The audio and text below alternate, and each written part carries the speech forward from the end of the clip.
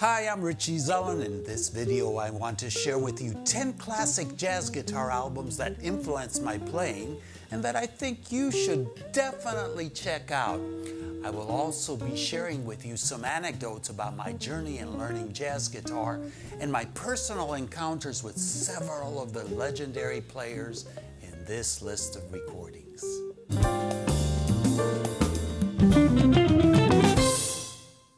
Welcome back, and if this is your first time and you want to learn all about jazz guitar, please consider subscribing and be sure to click the bell icon so you won't miss anything. Many students ask me what they should listen to when exploring the influential jazz guitarists of the 20th century, so I thought I would compile a list of essentials. In doing so, I asked myself, which albums had an impact on me? Truth be told, there are so many, but I've managed to narrow it down to just 10. Now, keep in mind that these are classic jazz guitar albums, essentially in the bebop idiom.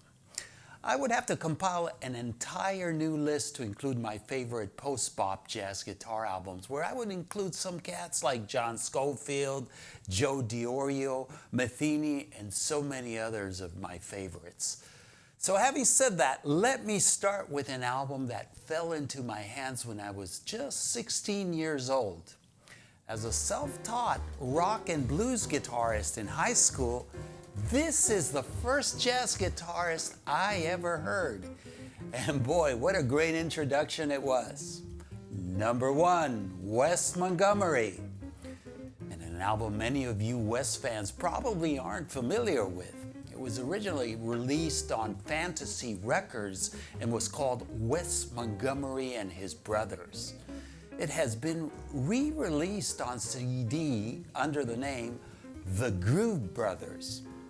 Anyhow, this was recorded in the 60s shortly before Wes got commercial. It's a high-quality recording and Wes is at the top of his game here. I was so mesmerized by what Wes was doing on the guitar that I would come home after school and try to slow down my turntable to be able to hear the notes and find them on my cheap electric guitar. Remember, there were no CD players back in those days. But this turned out to be a great ear training exercise for my future. But in terms of making any sense of how to finger this stuff, I eventually got so frustrated that I put it in the back burner.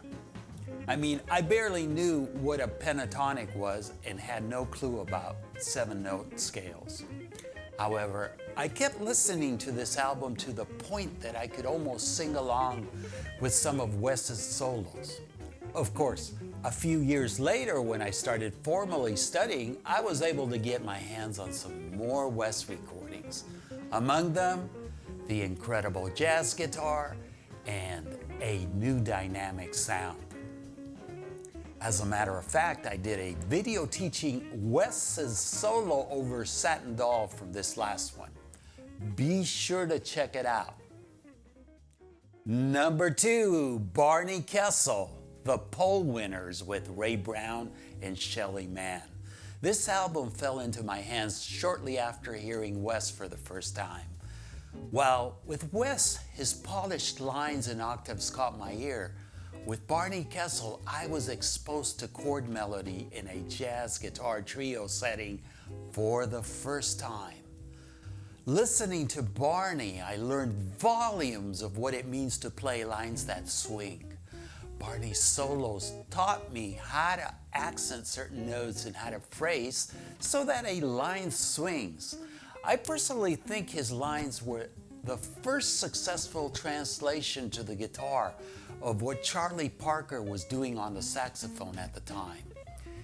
And Barney's chord solos, they were modeled after the big band shout choruses.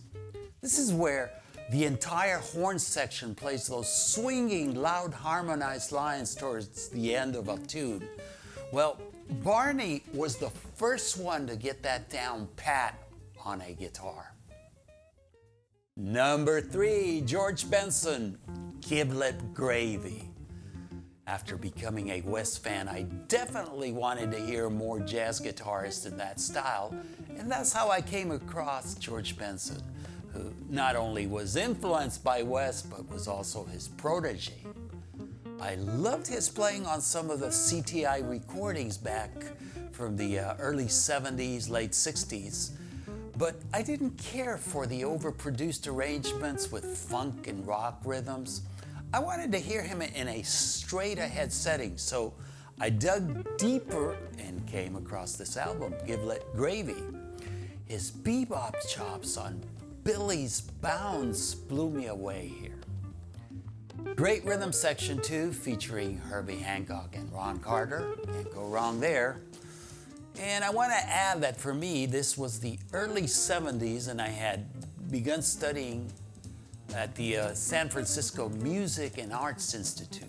This, by the way, was a classical music school, and I was studying classical guitar and cello. Yes, cello. Back in those days, the only place you could go to study jazz was Berkeley in Boston. Anyhow, back to George Benson. One day, he was playing at a small jazz club in town called the Keystone Corner, and I went to check him out. And this was before he got all famous, had plastic surgery. I still remember his old Cadillac parked outside the club, in which he and his quartet used to travel from gig to gig. But to make a long story short, I sat next to him at the bar during one of his breaks. I introduced myself and asked him what advice he would give to learn jazz improv on guitar. And his response stayed with me for years to come, even though it took a long time to figure out how to apply.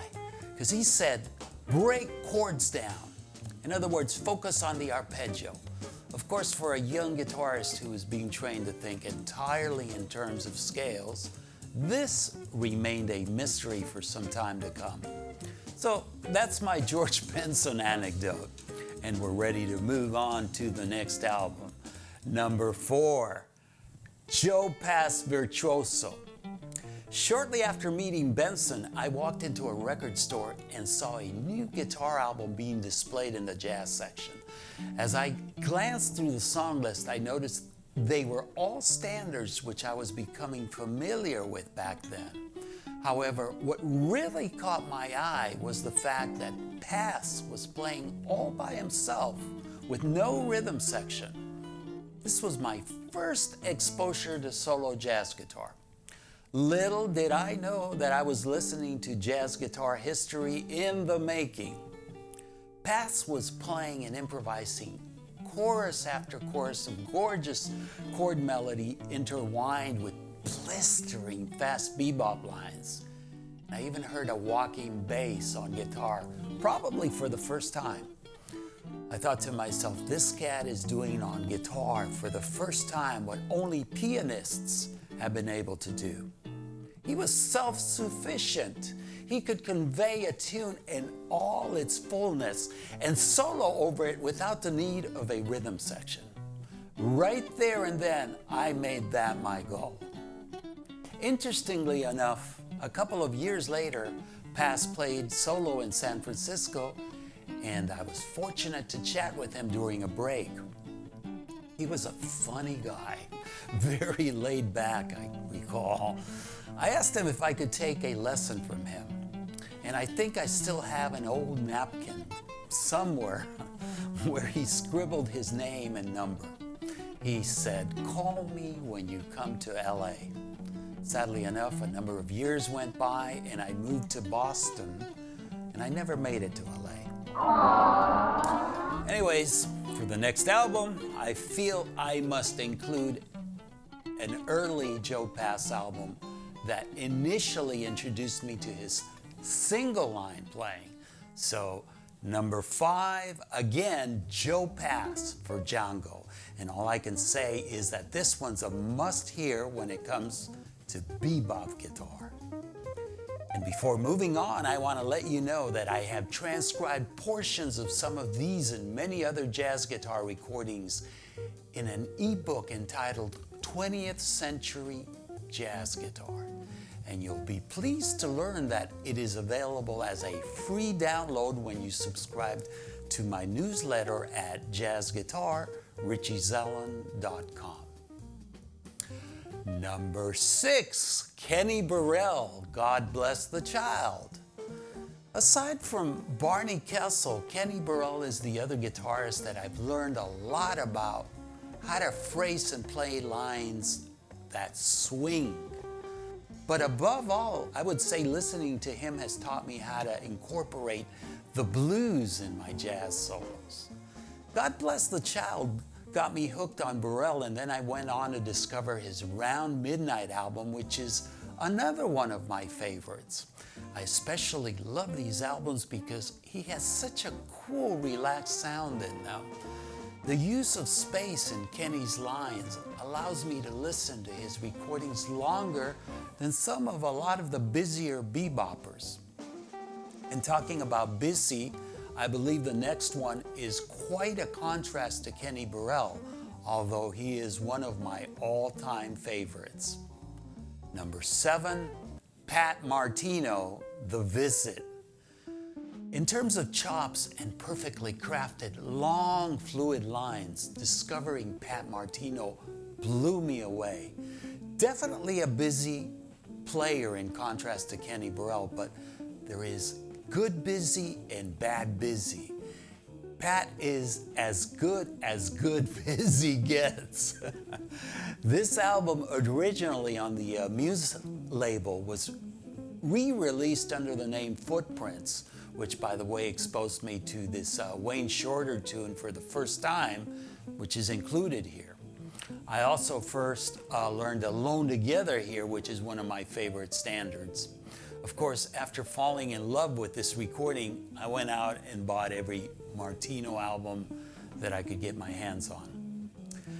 Another one of Pat's albums that stands out from this time is Exit, from which I first learned Blue Bossa and Days of Wine and Roses. At the time, I was in Boston attending my first semester at Berklee College of Music. I remember there was this small club on Boylston Street called the Jazz Workshop. And it just so happens that Pat Martino got booked there for an entire week playing duets with another guitarist named Bobby Rose. And again, I had the opportunity to meet Pat during a break and asked him if I could take some lessons from him.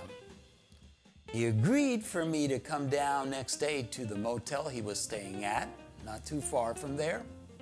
And let me just comment that this was before his aneurysm, and he had just recorded Joyous Lake, which, by the way, is one of the only fusion albums he's made. Anyhow, I remember him playing me a cassette of some electronic music he had composed. It was pretty out there. It was all done on a synthesizer, and he was all excited because he had just shared it with Stockhausen, who, for those not familiar with contemporary classical music, was a venerated 20th century composer, mainly in the field of electronic music. I could go on and on about Pat, but I need to move on to another great player. Number 8, Jim Hall Live.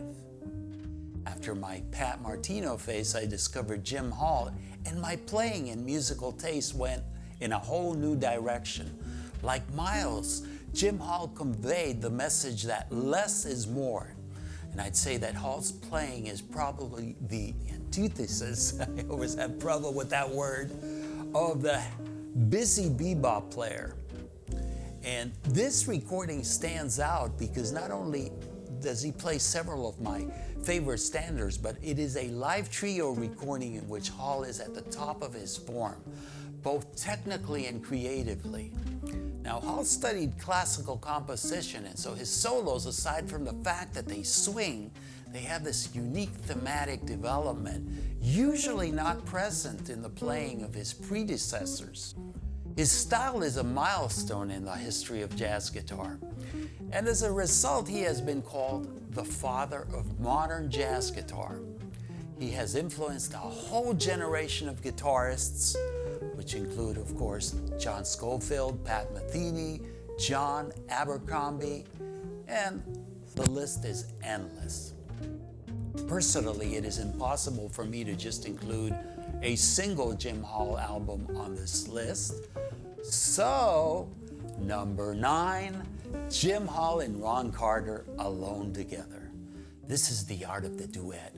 It is also a lesson in modern comping. Jim Hall takes what he learned from Freddie Green to an interactive level here.